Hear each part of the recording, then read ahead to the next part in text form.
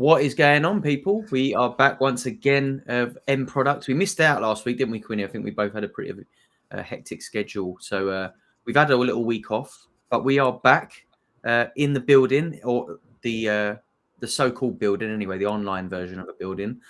Quinny, as ever, sparring partner to my side. How you doing, mate? I'm good, mate. I'm good. It feels like it's been a minute, hasn't it? It's been a long week for sure. But Yeah. But man, I'm all good. Good to see you. How have you been? I've been all right. Yeah, been busy. Just trying to figure out what to do in the world of Sorare. It's keep me busier than ever. I don't know about you, but it's I haven't had too much end product to report apart from that sneaky win in the Premier League Division 3, that first kind of week. But yeah, I haven't been. I've been very underwhelmed by the performance of my teams in their respective divisions. I don't know about you. Have your game weeks been going since we last caught up? Yeah, it's been a bit of a roller coaster. I think like part of the thing for me coming into like the new system was, I think like everyone, you kind of look at your gallery, you lay out some squads, you think, I could do with another mid, or I could do with another 1% collection on this and all the rest of it.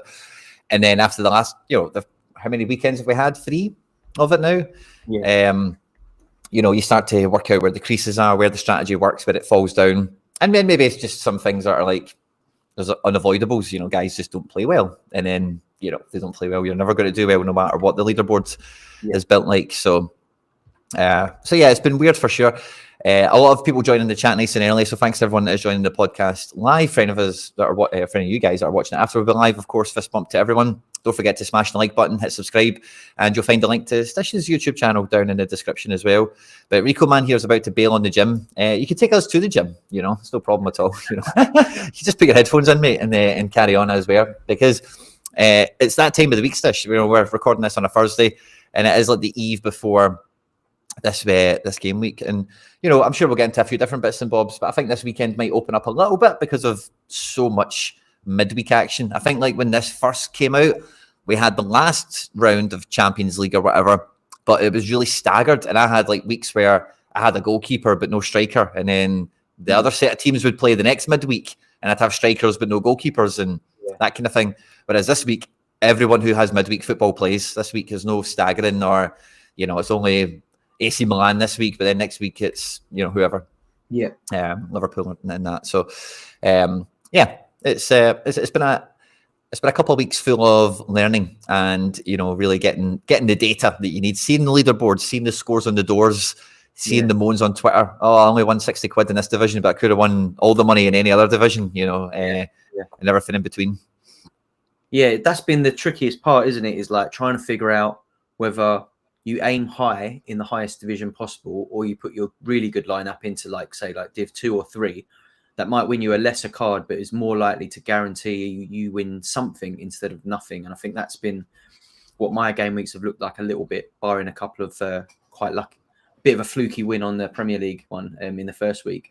But since then, I've had a few scores where I'm like, that's a good score, but then it wins nothing because of how high the scores were in that division versus just putting it in All-Star or something like that. But it's been tough. I think, like you mentioned as well, like sometimes it's not just about the way the game's played out. It might just be the way that your teams have performed. And I think some of my recent performances in the game weeks that we've had since the big change, if I look at them scores wise, it is a bit, I've been massively let down by one player, or 2 players have let me down, or I've had a DMP. So, you couldn't expect to win anything in the old version of the game like that either. So I think it's been a mix of not really knowing if I'm doing things properly, but also certain players just letting me down. I think like this week, I'm sure a few listeners can appreciate this one, but like Donnarumma last night, I think he scored like 9 points or something like that, because he was at fault for one of the goals and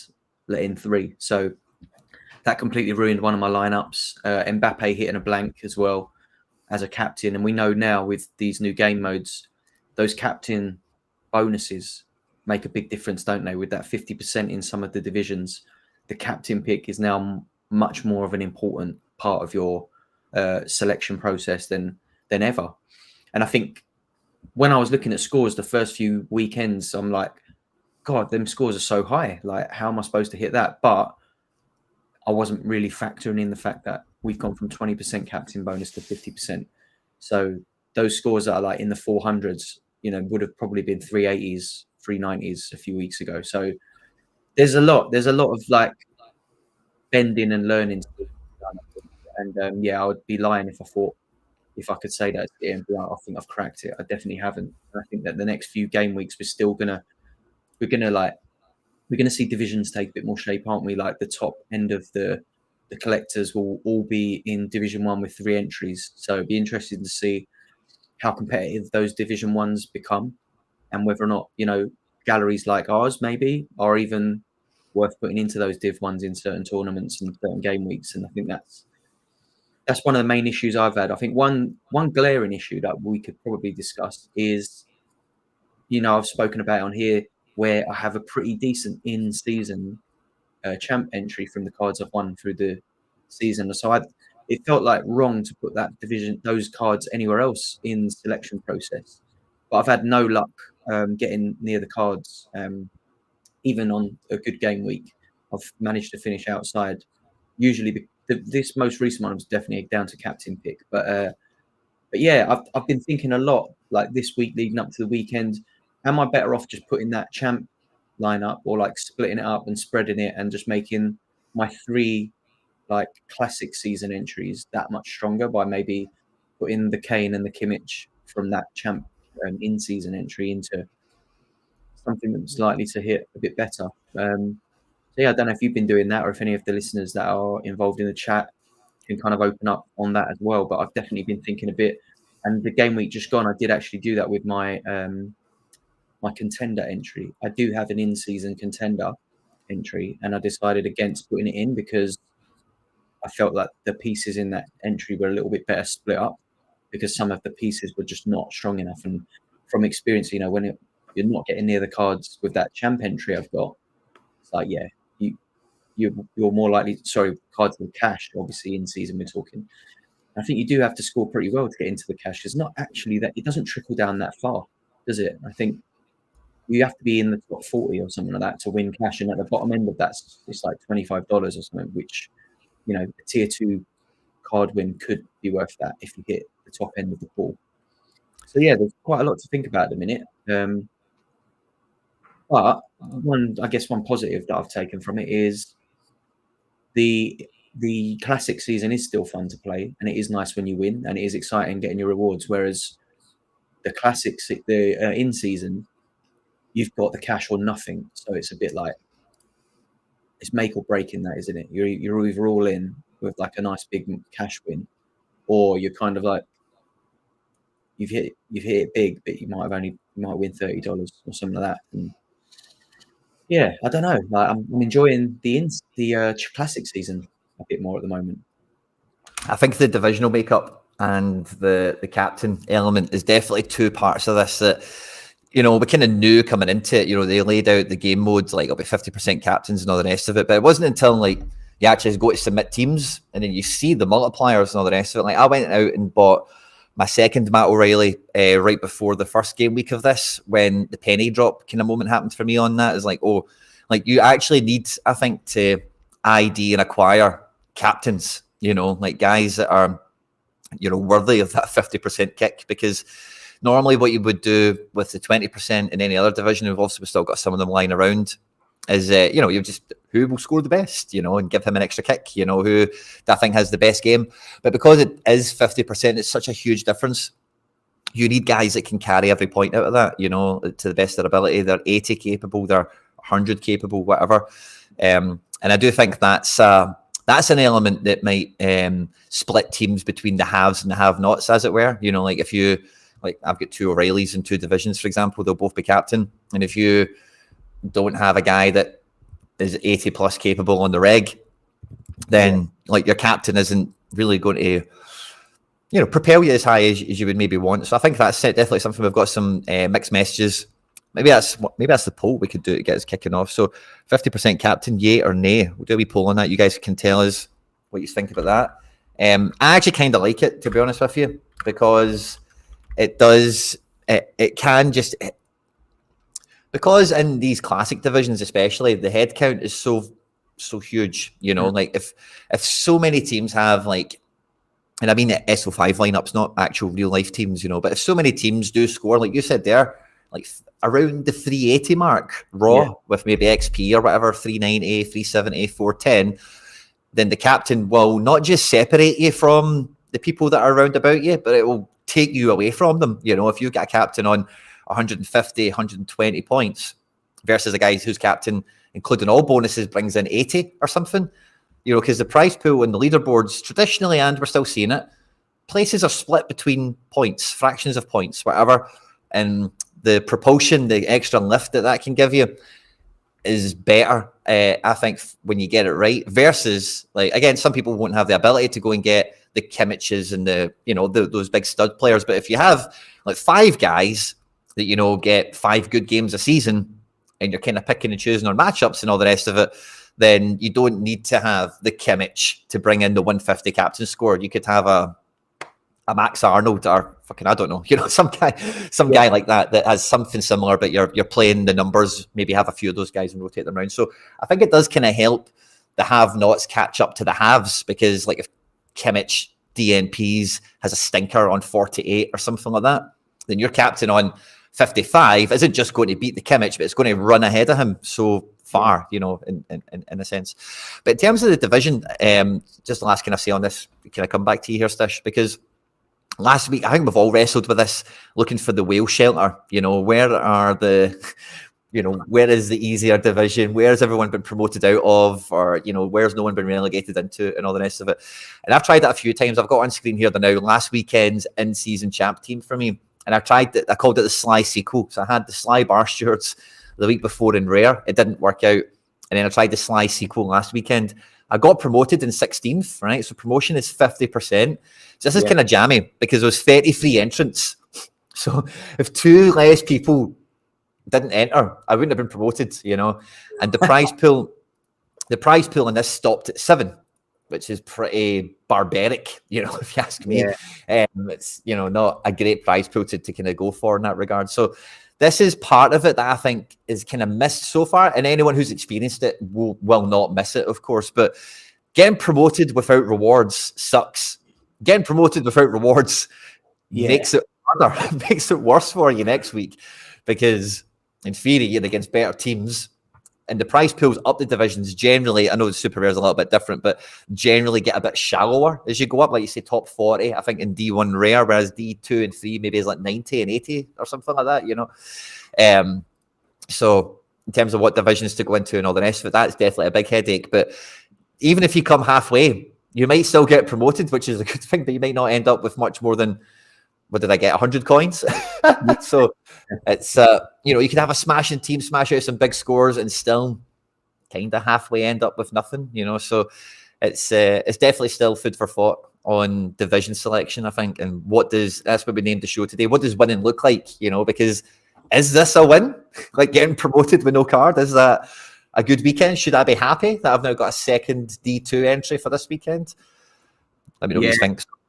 It's tough, isn't it? Because I was looking at it maybe the game week before last. I think it was the last midweek where there wasn't a great deal of stuff going on. And I thought I might put in some tactical relegation teams so that I got put down, so that I had an entry like in Div 2 instead of Div 1 or something like that. And that didn't really work out for me the way that I hoped it would. And I don't know about you, but I've been finding relegations and promotions constantly.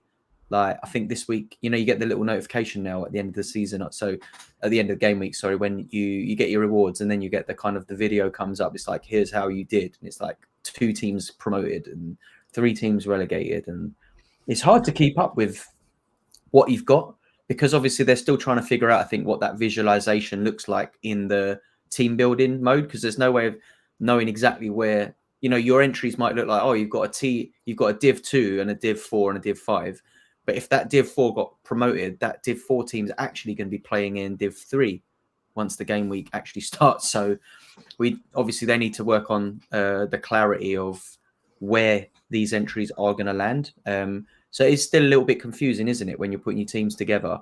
But yeah, we're getting there. We're getting there. I think I like the boxes. Like speaking to people, you know, like my friends and family played a game at like a lower level. maybe with a couple of lineups or whatever. They seem to be enjoying the fact that they've got a couple of boxes. I think a couple of them have had a card win or two.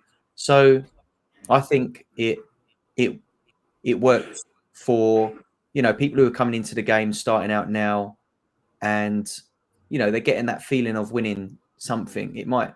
Some people, obviously, there's a lot of disappointment on the timeline that someone will win like 20 boxes and they won't win anything but boosts.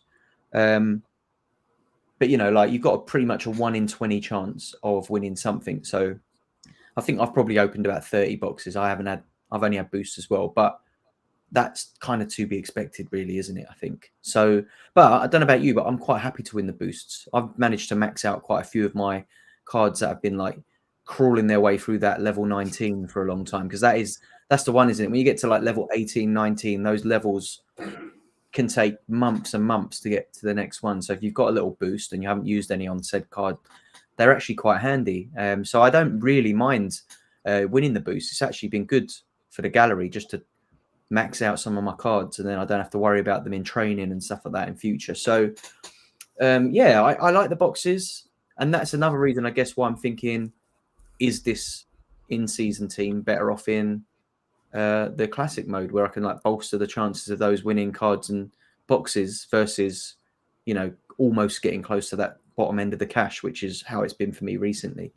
And I think once the likes of Nanzo and you know, like the big accounts with like nicely spread galleries, Pranksies, the JR Dukes, once they've got 3 entries in that Div 1, it's going to be even harder, I think, to hit the cash, because they might have multiple copies of very similar lineups where they've got like 3 Haalands or 4, you know, and then City hit and Haaland bangs a hat trick or something like that. So it's going to be, yeah, I'm glad that we've got between now and the end of the season, because I think a lot of the kinks can be ironed out. And on the subject of that, Quinny, we were talking off air, and I think it's quite important to note as well that obviously we've had this first in the midweek, this what are they calling it, the Continental Championship or whatever. What was it called? Continental Knights. Continental Knights, right? And I think it was kind of like, it was met with quite a mixed reaction from the community, wasn't it? Where people were a bit upset that really good cards in their gallery didn't fit into these lineups because of the you know, like the player that you need under 40 average, and there wasn't many of them. Obviously, when you get to the top end of European football and even in South American, most of the cards available are like 55 plus, because naturally, you know, that they win a lot of games on the weekends. They're high performing players, and yeah, that was the case for me. I actually had to go out and buy a card just to squeeze out a second entry. Ooh. Just a cheap guy from South America, but I say cheap, you know, I probably had to pay a premium because a lot of people would have been after cards like his, just to fill out that gap, that under 40 cap. I think I did have a really good one in Tamori until I realised he was suspended, so that was a shame. But it's I think they've come in, haven't they, with a bit of an iteration and an update for the future upcoming midweek tournaments. And I think maybe they realise they've come unstuck a little bit, because now we don't have All-Star and then we've got multi-entry and stuff like that. It's if you don't have a champ or a challenger open in the midweek, even the big accounts can only really squeeze like 5 or 6 lineups together at max, because you can only put 3 in any given scarcity in this new sort of like Continental Knights mode. And then you've got your All-Star, which you can only put 1 in. You've got Cap, which you can only put 1 in. And you've got U23, which you can only put 1 in. So people with these enormous accounts full of like the stars are not really getting the utility that they paid for. And I think that it may be why the market is where it is with a lot of these cards. Is, yeah, they're more expensive than the rest, but they're nowhere near what they were. I was really surprised when I did scour the market looking for some potential gems. And, you know, like some of those players that are regular starters in good Champions League sides are still really relatively cheap, you know. Yeah, I think just wanted to come back to this one in the chat quickly, Stish, before we move past it. But motivational messages is saying, as someone looking into Sorare with about 20 quid, any tips on what division or whatever, you're going to be playing limiteds, pal, which is the yellow cards with that budget. And the best advice is players, you know, mate. Like, there's no mad cheat codes to go and get. And with 20 quid, I'd get the goalkeeper in first, try and identify that. And like a lot of outfielders at limited, you know, you can get some good guys to squeeze into that kind of budget. But definitely view that as your base team, not your team that you're going to be building to win. I just wanted to touch on that since you were here on the show today, mate. I wanted to give you something back for your question there. And I was going to say something else on the chat here as well. Where was it? Promotion relegation at the weekends. I think like that kind of ties into what you're talking about as well, Stish, in terms of like, you know, the bigger accounts, the midweeks and all the rest of it. I thought this midweek, like when they were talking about Continental Knights, I thought we would have already had segregated Champions League, Europa League, Copa Libertadores, because the criticism of Champions League, you know, Champ Euro cards, the premium attached to them versus the actual utility on the platform is that like midweeks, the Champions League teams get smashed by the Conference League teams, etc. So I didn't think, and no one thinks, that the special weekly we have, you know, solves that at all. If anything, it just leans into it a bit harder. And then when you sprinkle that specialist, the old specialist mode criteria onto it, I say it just makes it way more hard. It's a very half-baked effort from them. It felt like, you know, they obviously hadn't looked at how many L40s, L15 under 40 cards there were, obviously, or they wouldn't have done it. They might have just done All-Star mode for Continental Knights, or, you know, they could have done a number of different things, max 2 per club, something a bit more flexible rather than the L15 40 thing. So there's just no movement in that. If there's 2 guys and they're both crap or they're both mad priced out, then it is what it is. But I do think, like, I know they did kind of seems like they backtracked or whatever and kind of said, oh no, there'll be more and different things and all the rest of it. But I think that they have always said that special weeklies can happen, like multiple, like they could have on the weekend 5 special weeklies, or in the midweek they could have 10, you know. Like they've kind of always been rather open to that. So it's one of those ones where, again, I think you can maybe judge them too harshly too quickly sometimes. But part of the problem is that they're doing it in this transition phase, or not just. And I don't think they could not do a transition phase, because they told us that thresholds and all that would remain for the full season. So I think if they totally just rug pulled that, it would have been way worse for them.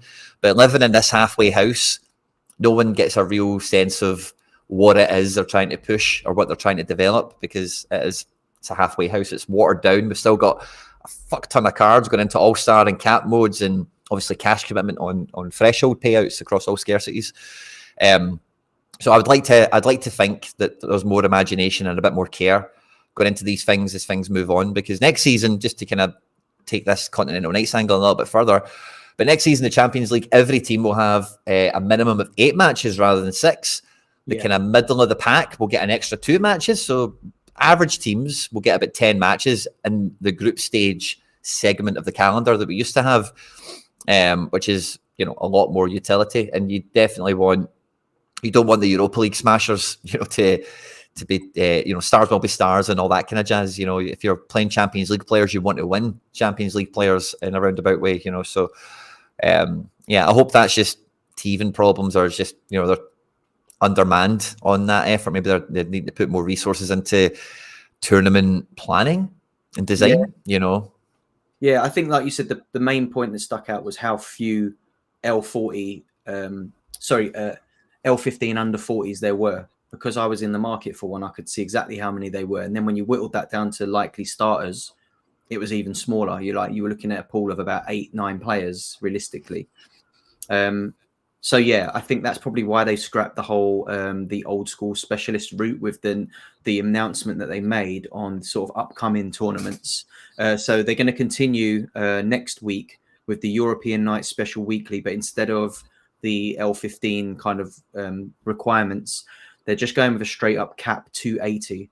It doesn't mention anything about maximum players from one team or anything like that. Captain bonus will be 20%. So it's a little bit more like what a lot of people are a bit more used to, which I think makes sense, because you got to think as well, how many people that play the game now were even around when we did the old sort of specialist mode? There's not a lot, right? It must be a small percentage. Well, maybe like 40%. There's probably like 60% of people that have joined since that was scrapped. So I think it makes sense to just keep it like standard kind of caps, and just gives you a little bit more flexibility as well, because cap 280 is a little bit more sensible when we're talking Champions League, you know, the final stages of European international grade football, you know, like players who are at international level that have high L15s. It's really hard to squeeze those in the way that we did. So it'd be really interesting to see what kind of lineups do win this midweek. I thought I was in with a great shout until the PSG game yesterday. So, you know, and I think there'd be a lot of lineups like that had like an Mbappe in there or had a Donnarumma in goal. And now I mean, we've had a lot of goals, haven't we? Because Real Madrid and City both conceded 3 as well. So there's not many goalkeepers on offer that would have provided you with a clean sheet that have a decent L15. So, I mean, the 2 that I've managed to get this midweek were both playing in South America and not in the European competitions. I think you've got Ter Stegen managed to concede only 2. I think he had a half decent output. But yeah, other than that, in the Champions League so far, I think everyone's going to be looking forward to seeing what goes on tonight. If anyone's still got teams in the running that look like they might win something, I think tonight the fixtures there probably going to change a lot of the lineups and a lot of the leaderboards. So be keeping a keen eye on that. But yeah, I think one thing was good that maybe Sorare did realise very quickly that they didn't get it quite right with this midweek. So I think moving forward, they've been a little bit more transparent with how things are going to shape up the next few weeks. We've got this European Nights weekly. We've got a senior special weekly, which is funny. I remember when they did that once before where it was like the age, you had to run players over the age of 32. So anyone who had Cessinio was absolutely laughing. But the senior special weekly, I haven't had a look at what fixtures we've got in that midweek. But yeah, players aged 30 or over, that would be quite fun. Yeah, definitely could be. And then, yeah, another European Nights. And then we've got the K-League special weekly coming up soon, which is great for anyone. You know, I think K-League holders have been owed some kind of special to run with, haven't they, since they went through last season. And I think like 150 grand cash prizes in there. That's a good looking tournament. I haven't got many in-season cards, not any good ones yet. Anyway, I've got I think 2 or 3 in-season K-League cards, but they're not likely starters. So I might actually be tempted to dip into the market for that one because I do love a bit of K-League, as you know. And yeah, the fact that I think the requirements are quite low, like maybe 2 in-season you need. They haven't gone for the full hog that they went with. And I think, again, they've probably learned that from the MLS in season, how easy it was to win the cash prizes in that by just buying a cheap stack. So I think this makes it a little bit more interesting because obviously the K-League and the MLS likewise have been on the platform for so long that there are so many cards in circulation that should make it a little bit more difficult to win easily. So yeah, I think I might try and pick up a couple of in-seasons for that and get involved in it because I've definitely got some good cards in my classic repertoire, but not so much in the in-season. We've got a bunch of votes. We've got 34 votes on the 50% captain. 68% of you are saying, yeah, you like it. Charlie Dunbar's frustrated at the flip-flopping on it. But guys, if we get 34 votes and only 11 likes on the stream, come on. When you're taking your phone out your pocket to vote, hit the like button while you're there. It lets YouTube know we're having a good time, and then maybe some other people will come and join the party with us as well. But Bob Flynn's got a great point here, and there's a bit of chat going on in the chat about in-season versus classic. We're kind of touching on it a little bit as well. And I'm not too sure. I think it's rare. It is quite hard to define which is better, isn't it? Because like it's about strength of team, it's about the region, it's about the fixtures and all the rest of it. But I do feel like you're really forced with a strong choice on your team is, are you chasing money? Are you chasing cards? And part of the thing that puts me off Classic a little bit at the moment, it's not quite what NFTM is saying here, where he's worried about his lack of XP versus the field, but I'm more worried about just how condensed the field is. And then, like you say, you've got a good score. You get 420 or something like that. And you end up with, let's just have a look at a nominal division. Let's just say, and again, who knows what the scores will be required, right? But let's just say contender, right? Division 3, so that's the lowest one I've got here. 891 entrants at this point, right? Where do the cards start? 124. So imagine you have a boss score, right? 400 points, give or take, and you're ending up with I say you finish in the top between 124 and 86. You're ending up with a tier 5 rare in a couple of boxes. Now, let's call a spade a spade. A tier 5 rare is hardly worth winning. Hardly.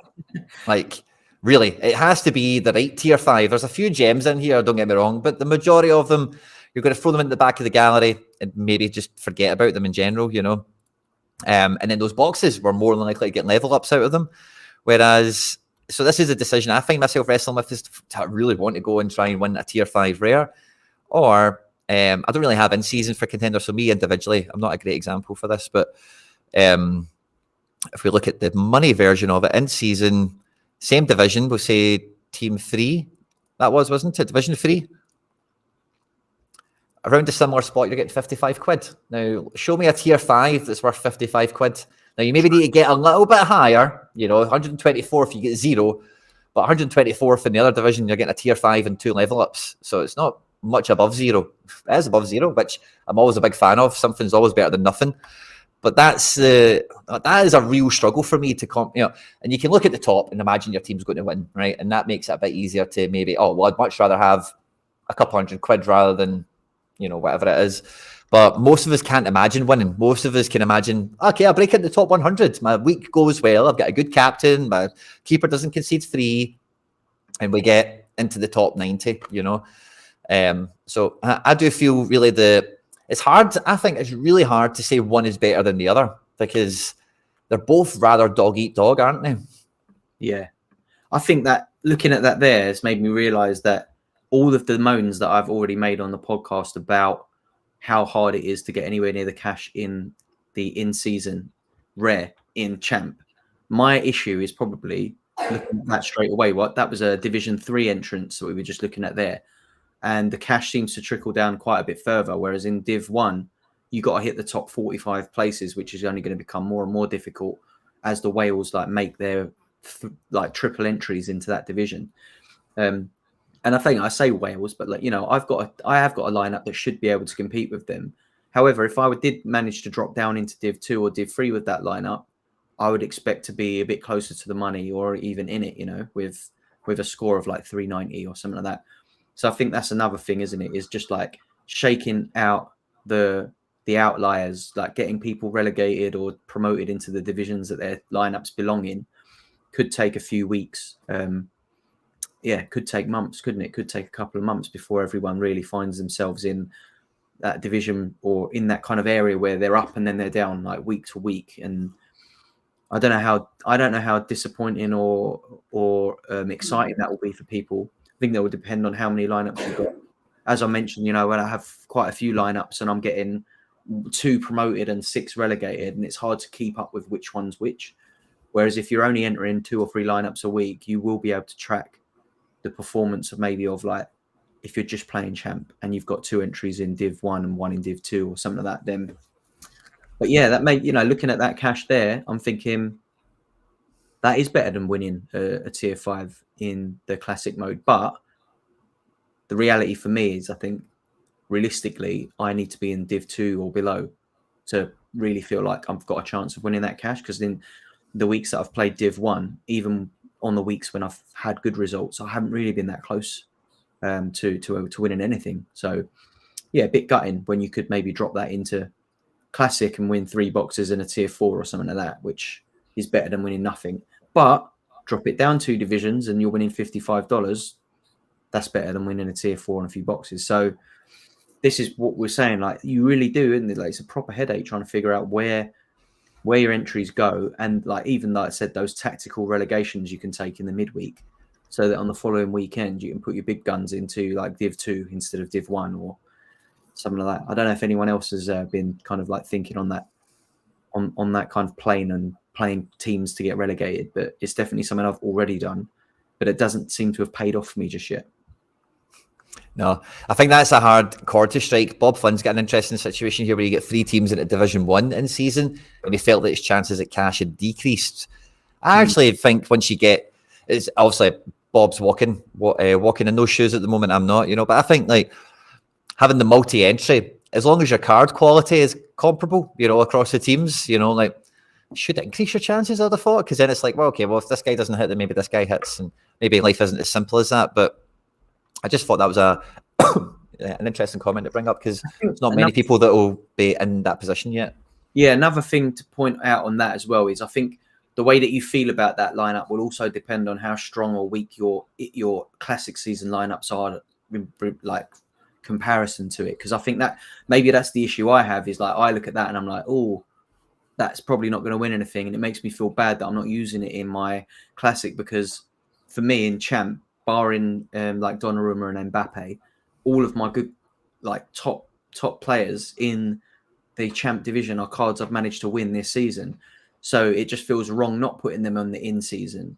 But that, you know, I would be way better off just spreading those cards into my 3 classic teams, because I think then I'd have 3 pretty strong classic lineups. Whereas at the moment I've got 1 strong in season and 1 pretty strong classic, and then the other 2 are kind of like just throw in whoever's got the best fixtures, and hope for the best. But if I did split that champ in season into my classics, I think I'd have 3 good classic champ entries, and then, you know, you'd potentially win in those cards again, which bolsters your entries in the in season. We finished that poll there. 67% of you were for the 50% captain, okay? But this one I'm going for money or cards. Is it an...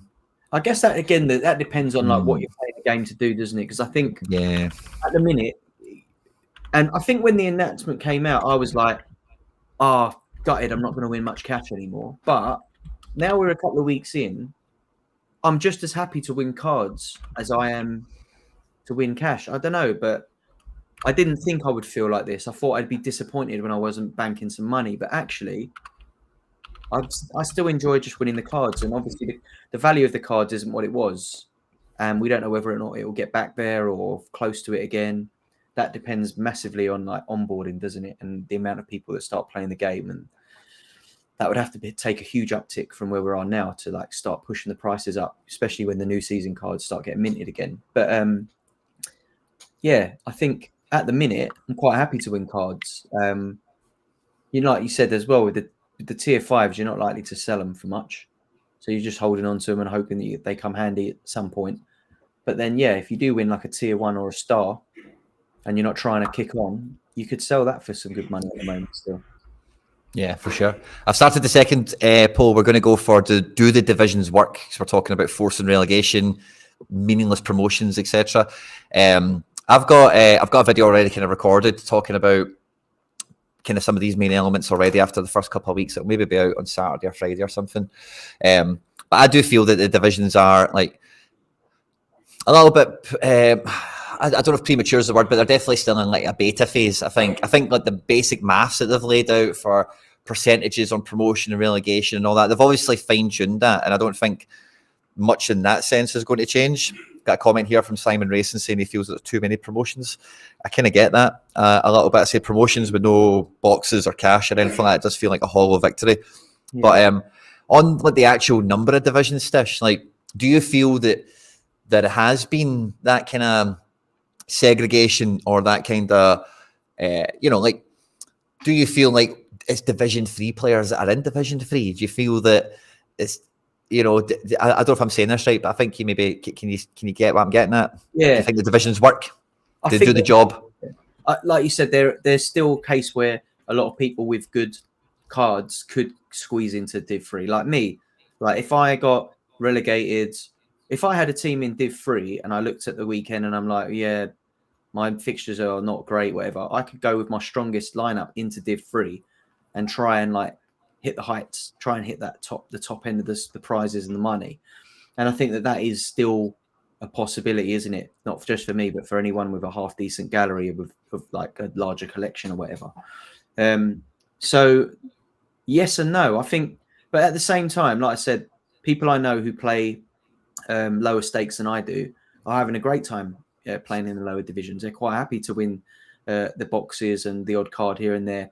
So in that sense, you have to see it from other people's perspective, don't you? And I think that the divisions definitely work in terms of like spreading the joy of rewards day around a little bit, because and before this it was just like the top end of the prize pools, wasn't it, where it was really hard to get into the rewards. But now I think if you are just a Division 4 and 5 player, then there's plenty of opportunity there to win. And especially with the boxes, there's every opportunity that like some people will win a star reward and finish like 500th or something. And I think that is a good thing, because it gives everyone a bit of hope on rewards opening day. And to be honest with you, it has piqued my interest even a little bit, because even on a game week where I've not had a particularly good one, but I maybe scraped a tier 5 and a tier 4, but I've got a couple of boxes, there's always that I'm almost more excited about opening those boxes on the off chance, that because I think even any card win feels like a big win. Even if you do just win like a tier 4 or 5 limited or something, the fact that you've won that in your 5% chance of winning in a box, that feels like a massive win. So yeah, I'm yet to experience that, but I do imagine the surprise of a box like unveiling a card for me would almost feel as good as the buzz you get when you open your tier 1 or 2 reward and it's like, right, it's one of those ones at the top end of the pool that you were hoping for. That's always exciting. So yeah, I think Divisions is a good move. I think it's hard to fully grasp it when we're doing our lineups at the minute. And in terms of like the tactical approach to it, I'm still baffled, and I'm sure a lot of us are. It's like, where is the optimum place to put your lineups? But yeah, I'm for Divisions at the moment. I think it's a step in the right direction, personally. Yeah, fair enough. Again, we've got a good bunch of interactions in the chat here from that as well. Kev Hertzine, I'd rather win cards and boxes over cash. I think it really does, like you kind of said there in the tip off there, Stish. I think your motivation for the game does maybe push you over one side of the fence or the other if it is a really tight call. But for me, like, I don't know, I really do struggle with just thinking about like looking at some of these. I don't mind up the Celtic stuff and whatever. The super rare, I've got a real decision to make, but I really do. Like, I don't know, I've had so many game weeks I've been playing this. This is my 4th season playing Sorare, which some of you believe. But I just look at this so often and think, yeah, I could get into the top 25, like with my team. And then I look at the top 25, top 20, and I'm like, it's probably not worth it, because so it's a real struggle, because I want to get tons of boxes. One thing that I think we could all agree with is Tuesday and Friday nights on YouTube are way better now, thanks to reward boxes. Everyone has got reward box openings, and I'm tuning into them all. And I don't. Some of the clickbaity thumbnails have been fun to see when they've came out, and all the rest of it. I don't think I'll be walking that line personally, but I do think reward openings are like, I think the night time, Tuesday night, you see like Harry, Nep, John, everyone. I don't want to miss any names out, but like everyone does their reward boxes, and they're like this Tuesday, they were all out at 8 o'clock at the same time, and you're I don't know about you guys, but I'm watching videos, good luck, and hitting the like button, support them, and get a wee bit of RNG luck for themselves. And so when I'm picking teams, not chasing boxes, I do get a wee bit of FOMO around that, because I think, oh man, imagine I had 6 super rare boxes. Oh, wouldn't that be great? Wouldn't that be some buzz out of Division 1 or 2 or something? But yeah, I've been bitten by that. Oh, I had a good set of scoring players and they never amounted to anything. That's the worst thing in Sorare, when you've got either a team that does well and doesn't bring anything home, or you've got 7 players over 5 lineups that do well and they've all been fucked by a goalkeeper somewhere, or the bad captain, or the DNP and all the rest of it. So I'm always living in fear of missing out on like some of my players as big scores. Like, for example, this weekend, Castellanos is on to start for Lazio. I just got his super rare last week, which is very well timed. But he's at home at Salernitana. He should get double decisive, should get 10 to 12 to 15 AA for his efforts. And when I look at that card, rare, super rare, whatever, I'm petrified of wasting it. Is how many times do players score 80 plus a season, or, whatever you can think of. And so I just always want to make sure, if I feel like I've got he's definitely going to do it this week, then, I just want to guarantee a victory for it. But it's a real wrestle and a real struggle. And And again, we've got a lot of chats about promotion and relegation here. I think like Rico Man's got a good point here. In-season comps as the money in the higher divs is too hard. Rico Man's got some great stats in the live chat here for the amount of points required to win divisions, to bag cash and all the rest of it for the last couple of weeks. So that'll be a kind of moving feast, obviously, depending on how many scores teams do and rotations and all the rest of it. But very good indicators early on that those lower divisions are a bit easier to get into, because there will be some teams, some clubs, some managers that just now won't ever be able to get into D4, because of the way the club's built and how strong their lineups are. So it's definitely a real wrestle. And I think that's really what Sorare want. One of the main things I was worried about coming into this system is that you wouldn't have that decision-making of where to play Kimmich. Is it Champ? Is it All-Star? Is it Pro? Is it Rare? Is it this? Is it that? Because now it's just the region. But I really do feel between your three lineups, and then if you do have the ability or the option to play in season or classic, I do still feel you have that wrestle. It's maybe not quite as prevalent as before, where you'd be like, oh, all the Kimmiches are in 270 this week, or you don't really have that that kind of watered down effect. But I do feel that there is, I don't know if I'd call it fun because I'm losing my head over it, but there is definitely difficult decisions to be made, strategy to implement. And when Rico Man's talking about the people that then prioritize those lower in-season ones, they're reaping the benefits for it. And I'm just trying to make sure I can reap some benefits somewhere. There's over 50 of you here live with us in a nice wee Thursday afternoon. Thanks to everyone joining us live. Don't forget to smash that like button while we're here live. It just lets YouTube know we're having a good time and getting stuck into it. And we've got our second poll of the stream in the live chat. Do divisions work, yay or nay? Already 81% are saying yay. Yeah, it's a yay for me at the moment, I think. Definitely feel like that. Yeah, it's looking pretty busy in the chat as well. I was just having a look, mate. The chat is on fire today. So if you're involved watching this on Quinny's YouTube and you're not following already, like you said, give us a like and subscribe. And if you're listening via podcast, please do give us a little 5-star review as well. I want to send a quick shout out as well. I don't know if anyone watching or listening to this now has got involved in or heard of this Warcast app, which is kind of like a Web3 alternative to Twitter, which it kept coming up on my timeline. I kept seeing about it. Had a little look at it the other week, and I got in there, and there's a Sorare kind of community active on there. It's a small community, but if you are a user of Warcast, give Sorare a little follow on there, because one of the things that's great about this app, this sounds like I'm not being paid to say this by any means, but I just been really impressed using it, because one thing is that the way that this app works is it's built on the base chain, which is Coinbase's kind of like layer of Ethereum. And the way that they are distributing this token called Degen is by allowing people to tip each other on this app, which is basically some cross between Twitter and Reddit. And like I said, there's a little Sorare community of us on there. And what we like to do is the more you sort of post on there, you get given this tip allowance every day. So we've been pooling our tip allowances into a little pot and having these side games of rivals on it.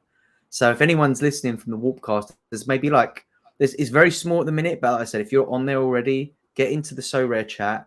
And yeah, we're having these little side games of rivals, and we're putting little wagers on them with the allowance that we get from the app every day to tip forward to other users on it. So it doesn't technically cost us anything to make this little side pot either, which is great. So it got me thinking about all the side games that we now miss. We don't have Sorare Mega. We don't have any of the cups on Sorare Data. And it just opens up this, like, here's this token that's been built on like obviously the base chain. It started off as like a meme coin, but they built this great app that uses it as a tipping protocol. And yeah, it's been really fun. Just like shout out all the gang that are in there. We've been putting on these little side games and that. And yeah, I've probably like either given away or made like 10, 20 quid in the last week, just playing little side games of rivals during the Champions League fixtures. So shout out the Warpcast gang. I'll fire a link in the YouTube chat if I can find that. But yeah, it's a great little app. And yeah, I don't know if anyone else plays or used to play the side games like the Sorare Mega, that kind of thing. But yeah, I just wonder if anyone feels like now would be a good time to build like a proper version of stuff like this. You know, we've got these protocols that allow us to do it now, linking our kind of Sorare. Everything that we're doing on there at the moment is just done like with screenshots of like your lineup, and obviously like you challenge each other in the Sorare app, so you can track who wins out of the two, which is great. But I think that there's a lot of scope for little things like this. People often talk about sponsored tournaments and stuff like that coming in, and yeah, it's nice to see like a little community rally together to like create a side game. We haven't had one like that for a little while, but just wanted to send a shout out. I'm sure we've got a couple people in the chat. Fist bump to all the Warcasters. UKPL's got a good point here about playing in season and the classic clubs for that extra edge, and it just made me think about the classic team I've got, because I've been a big XP as your best friend in the classic mode, but it's not a great team here. I've just swapped Works out, so I don't know what it does Thursday night, but all these guys are 10% plus, which is something I'm hoping can maybe make a wee difference to me. And I think if you can get that 5% from in season, then there's definitely a little edge to be gotten there. But it's something to look at. But Glenn Hoddle's got a great point, and we can maybe talk about this in a broader stroke for everyone listening. But are we worried about market prices as super rare owners, especially crypto market booming now? And this is something like I'm been disappointed in, or I don't know if it's disappointed is the right word, right? But as you know, Stish, normally when ETH is doing well, your Sorare account is normally quite happy about it. You can sell a couple of cards, make a few quid, and all the rest of it. But the market now is so strictly tied, I think, to fiat that the appreciation of Ethereum just does not come onto the site anymore, really. I agree with that. I think you're right. It's so fiat now, isn't it? Yeah. So I think like super rare prices, I think what you said here, Glenn, is probably quite accurate. I've managed to getting super rares now, and I know the Ethereum price is a wee bit out of whack because of how good Ethereum's doing nowadays. But I think over the last, I got the Tati in there for 0.06. I managed to get Christie in a trade. I got the Angelino for about 0.05 or something like that, So I don't know, these guys are in depressed situations, and all the rest of it. But even in the series at 0.15, a starting striker that scores goals and all the rest of it, that market has really came down.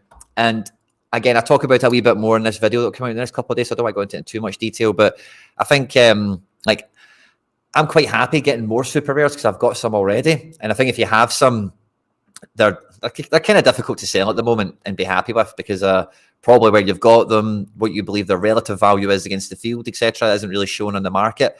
But for me, I think just to keep the point brief, I'll save it for the video if you want to catch it. But I think for me, super rares are maybe the ones that can change in price for the better, the most come the new season, because really just how scarce they are. And if we think about what we spoke about already in the show, we're talking about 7 places for cash in Division 3 and 15 places for cards and stuff like that. When they don't have cap modes, when we don't have All-Star, I think that changes more dramatically than Limited and Rare does. Both of them will change probably quite nicely, don't get me wrong. But I think the difference in Super Rare will probably be the most striking, maybe in Unique, but no one cares about that. So I'm not overly worried about individually Super Rares as a category, as long as I am speculating when I say all this. But as long as, with that speculation in mind, I do not worry. But in terms of the crypto aspect of it, I do feel the ETH exposure, the ETH appreciation that you could gain from this game is gone from cards in the secondary market. You're going to get it if you're a Stish and you're a nice wee squirrel, and you can keep your cash wins in ETH, and you can stash up a wee wallet, and you can ride the cycles doing it that way. That's still there to be gotten. But you waking up tomorrow and seeing ETH is doubled, you go, okay, cool, I'll just sell a goalkeeper for 0.2. That's not going to happen anymore, because that goalkeeper won't be 0.2 anymore, it'll be 0.1, So it's exactly that, I've stopped looking at my card prices in Ethereum value for that reason. There's no point. You've got to put it to I think I think that ship has sailed. I think you're right, Quinny. Definitely. Looking at my sort of card values going down, but it only in some cases it's only in ETH, not in their sort of fiat value. So I'd agree with that. I don't think Sorare was when I first started playing it, it definitely felt like an ETH play, but it's not now. This is a football game that is built on the blockchain. Rico Man thinks it'll be easier to start an OnlyFans account rather than selling a super rare right now. I think that's what he means anyway. I think that's what OF means. Yeah. Depends what you look like naked, to be honest. Rico. Rico's a handsome man. I've met Rico at the inaugural Sorare 7s. He's a handsome man. I've still kept all my pricing in Ethereum, to be honest with you, because I think it's kind of somewhat sobered me up to a little bit of the market pricing situation and whatever, just when you see the sharp decline on the ETH. But as I say, you kind of, again, you can balance that off when you look at the pound notes and say, oh, it's not really changed, has it? But yeah, I think if you're active in the market, like playing in ETH at the moment, valuation wise is just benign. You really do need to play about in cash terms nowadays.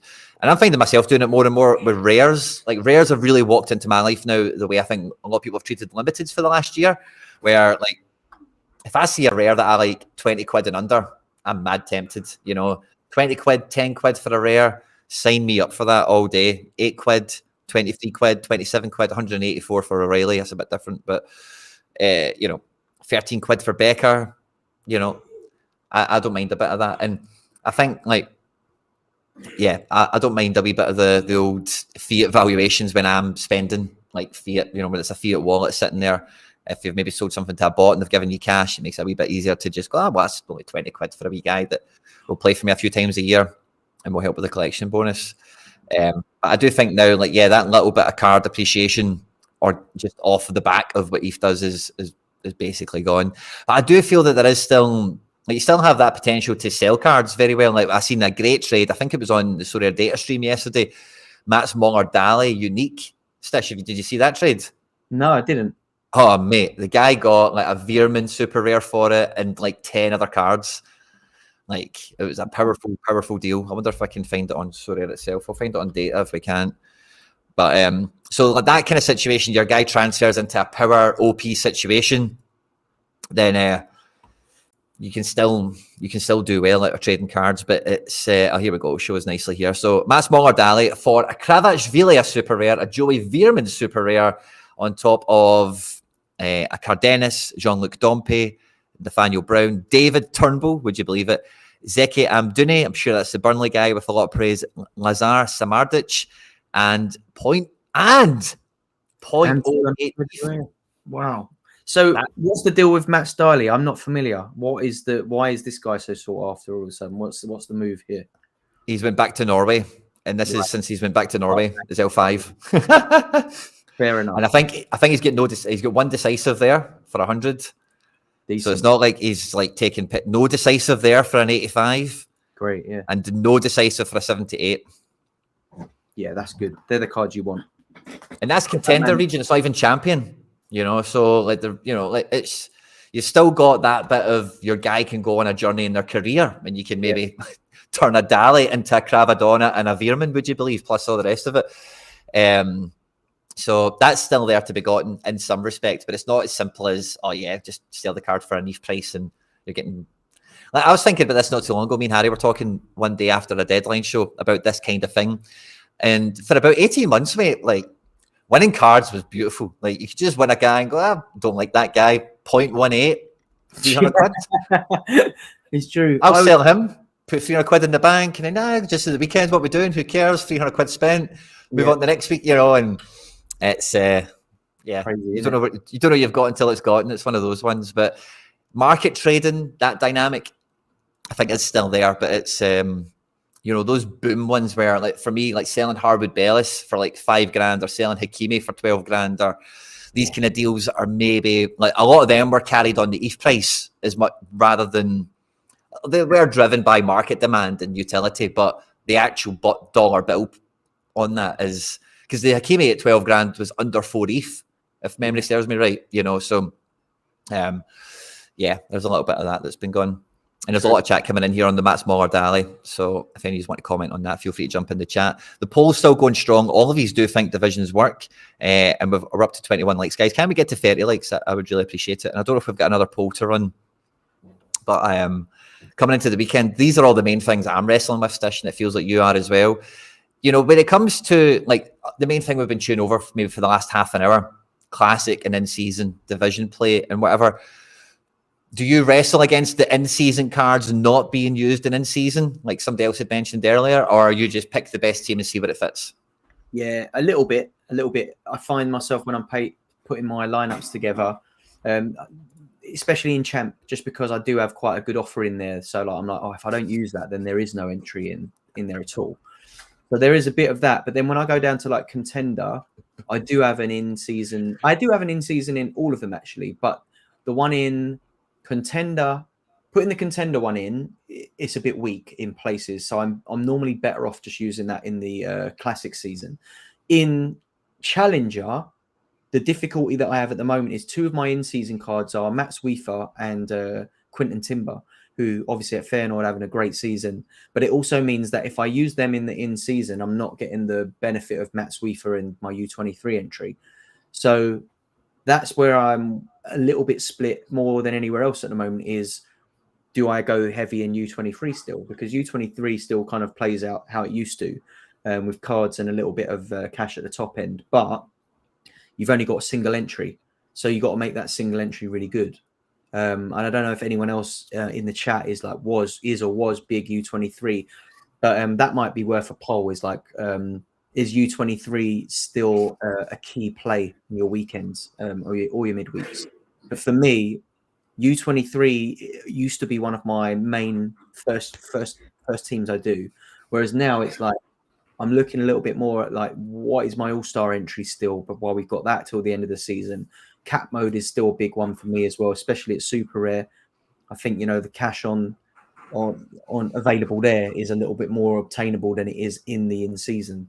So if some of my in-season cards are better placed in my cap modes, sometimes that completely kiboshes the in-season for me. So I think at the moment I am a little bit less inclined to worry too much about making sure I've got those in-seasons in, and just making sure that my cap modes and maybe like there'll be a main entry somewhere. Sometimes it'll be in Champ in season, or sometimes it might even be U23, but it hasn't been recently. So I think that's my play, is where do those good cards fit? And as far as in season's concerned, if some of those do fit in cap, then, you know, that'll be to the detriment of my in season and like to the benefit of my cap rather than the other way around at the moment. But that might change next season. Obviously everything will be Classic season at the beginning, so then we'll need to go into the market or win cards early. So yeah, I'm sure that tactic will change at the end of the season for me. But I don't know about you, Quinny. How do you tend to play it out? I think that's probably, Jay, I had to dig this comment out from earlier in the show. He was asking Cap 240 versus Contender D3 Classic, and Mikey Basson bringing up a great point here as well. He's finding more success in the legacy comps over the last couple of weeks. So what I want to ask you guys is priorities. Do you still, I still build my 240 lineups with a good amount of priority in them, because like we've seen with some of these divisions, like even the low super rare threshold, even the low rare threshold, where else do you win that amount of money that easily? Yeah. Nowhere, really, you know. So, and then if they hit, there's cards, and you know, if you fancy your team better, you can go mid target, and if you're an absolute psycho, you can go top target, of course. But I still feel 240's got a real firm place in my prioritization at the moment, because of just the simple fact of hit 320, hit 280, hit 340, whatever it is we're talking about, guaranteed sum of money. So I just don't see, and I know again, Rico Man had some great scores against card price against wins earlier for us, but I just don't feel that like 320 in many divisions gets you 60 quid. It's super rare, you know. And at rare, was it 15 quid? There's no way. I don't think there's any places that pay like 15 quid, is it? I think they start at 50. So, and what's the score for that? Is it like 280 or something? Mince, isn't it? So, so yeah, I'd still have them at a good priority level. For me, I don't play rare below mid target, because I just don't think the 15 quid's worth it. I'm always shooting for that 80 and try and build a bit of a better team as a result. But yeah, I still have the legacy comps. And this weekend, like I'm going hard Celtic super rares in the All-Star, because that's Callum McGregor unique. It's his victory lap, as it were. Before that, yeah, that whole strategy can not be played anymore. So yeah. I was actually hoping for a wee bit of a legacy action this weekend. Well, hopefully everyone running into in-season and classics, maybe these all-stars and that are a wee bit lighter, but you never know, because yeah, you just never do you? How do you feel, Stish, against the prioritization of like all-star? I know you spoke a lot about two under 23s there, but the 240 and the likes as well to boot. I'm still putting pretty strong lineups into All-Star as well at the moment, as it stands. I think it's a good tournament because you've got cards and cash in it. It's one of the few that you can still do that in. So I think All-Star is still a priority for me. It has been one of my main entries. Haven't had the greatest of successes in it since the change, but yeah, just having a sort of brief look at what I may or may not do this weekend. I think you've always got that worry, haven't you, in the middle of the Champions League fixtures that there might be rotation on the weekend.